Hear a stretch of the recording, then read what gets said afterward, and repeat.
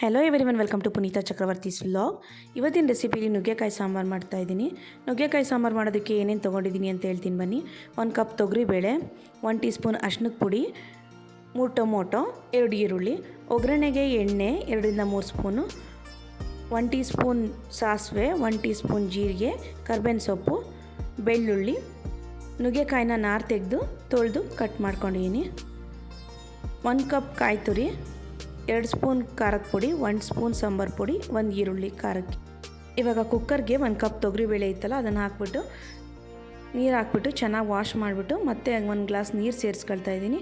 ಆ ನೀರಿಗೇ 1 tea spoon ಅರಿಶಿನದ ಪುಡಿ, 2 ಈರುಳ್ಳಿ, 3 ಟೊಮೊಟೊ, 1 ಸ್ಪೂನ್ ಅಡುಗೆ ಎಣ್ಣೆ ಹಾಕ್ಬಿಟ್ಟು ಬೇಯೋಕ್ಕಿಡೋಣ ಅಂತ. ಅಡುಗೆ ಎಣ್ಣೆ ಹಾಕೋದ್ರಿಂದ ಬೇಳೆ ಬೇಗ ಬೇಯುತ್ತೆ. ಇವಾಗ ಕುಕ್ಕರ್ ಮುಚ್ಚಳ ಮುಚ್ಚಿಬಿಟ್ಟು ಬೇಯೋಕ್ಕಿಡೋಣ. ಸ್ಟವ್ ಆನ್ ಮಾಡಿಬಿಟ್ಟು ಕುಕ್ಕರ್ ಇಡ್ತಾಯಿದ್ದೀನಿ. ನಮ್ಮನೆ ಕುಕ್ಕರಲ್ಲಿ ಬೇಳೆ ಬೇಯೋದಕ್ಕೆ 4-5 ವಿಷಲ್ ಆಗಬೇಕು. ಚೆನ್ನಾಗಿ ಬೇಳೆ ಬೆಂದರೆ ಸಾಂಬಾರು ಚೆನ್ನಾಗಿರುತ್ತೆ. ಬೇಳೆ ಬೇಯೋಷ್ಟರೊಳಗೆ ಖಾರಕ್ಕೆ ರೆಡಿ ಮಾಡ್ಕೊಳ್ಳೋಣ. ಖಾರಕ್ಕೆ ಏನೇನು ತೊಗೊಂಡಿದ್ದೆ ಅಂತ ಹೇಳಿದ್ದೆ ಆವಾಗಲೇ ನಾನು ನಿಮಗೆ. 1 ಕಪ್ಪು ಕಾಯಿ ತುರಿ, 1 ಸ್ಪೂನ್ ಸಾಂಬಾರು ಪುಡಿ, 2 ಸ್ಪೂನ್ ಖಾರದ ಪುಡಿ, 1 ಈರುಳ್ಳಿ ಕಟ್ ಮಾಡ್ಕೊಂಡಿದ್ದೆ. ಇದಿಷ್ಟನ್ನು ಸೇರಿಸ್ಬಿಟ್ಟು ಸಣ್ಣದಾಗಿ ರುಬ್ಕೊಳ್ಳೋಣ. ಖಾರ ರುಬ್ಕೊಂಡಾದ್ಮೇಲೆ ಕುಕ್ಕರ್ ಇಳಿಸ್ಬಿಟ್ಟು ನೋಡೋಣ ಕುಕ್ಕರಲ್ಲಿ ಬೇಳೆ ಬೆಂದಿದೆ. ಇವಾಗ ಸ್ಟವ್ ಆನ್ ಮಾಡಿ ಒಂದು ಪಾತ್ರೆ ಇಡೋಣ. ಪಾತ್ರೆಗೆ ಎಣ್ಣೆ ಹಾಕೋಣ. 2-3 ಸ್ಪೂನ್ ಎಣ್ಣೆ ಹಾಕ್ತಾಯಿದ್ದೀನಿ. ಎಣ್ಣೆ ಹಾಕಿದ ನಂತರ ಎಣ್ಣೆ ಕಾಯಬೇಕು. ಎಣ್ಣೆ ಕಾದಾದಮೇಲೆ 1 ಟೀ ಸ್ಪೂನ್ ಸಾಸಿವೆ, 1 ಟೀ ಸ್ಪೂನ್ ಜೀರಿಗೆ, ಕರ್ಬೇವಿನ ಸೊಪ್ಪು, 1 ಬೆಳ್ಳುಳ್ಳಿನ ಬಿಡಿಸಿಟ್ಕೊಂಡಿದ್ದೆ. ಬೆಳ್ಳುಳ್ಳಿ ಗೋಲ್ಡನ್ ಬ್ರೌನ್ ಬರೋವರೆಗೂ ಸ್ವಲ್ಪ ಫ್ರೈ ಮಾಡಬೇಕು.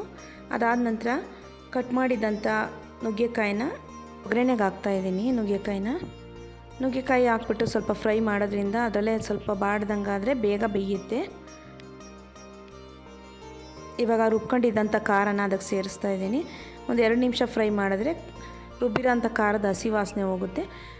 ಫ್ರೈ ಮಾಡಾದಮೇಲೆ ಒಂದು 2-3 ಗ್ಲಾಸು ನಮಗೆ ಎಷ್ಟು ಬೇಕು ಸಾಂಬಾರು ಅಷ್ಟನ್ನು ನೀರು ಸೇರಿಸ್ಕೊಬೇಕು.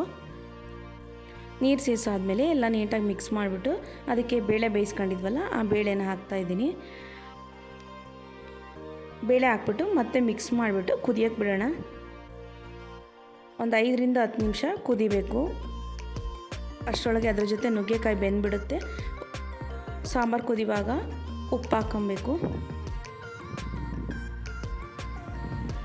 ಉಪ್ಪು ಹಾಕ್ಬಿಟ್ಟು ಕುದಿಯೋಕ್ಕೆ ಬಿಟ್ಬಿಟ್ಟು ಸಾಂಬಾರನ್ನ ಆಮೇಲೆ ಲಾಸ್ಟಿಗೆ ಕೊತ್ತಂಬರಿ ಸೊಪ್ಪು ಹಾಕಿದ್ರೆ ಚೆನ್ನಾಗಿರುತ್ತೆ.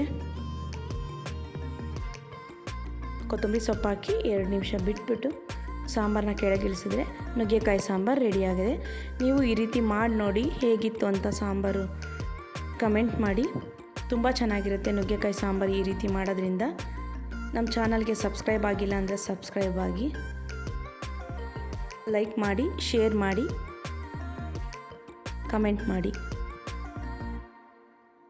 ನೀವು ಮನೇಲಿ ಮಾಡಿ ಹೇಗಿತ್ತು ಅಂತ ಹೇಳಿ.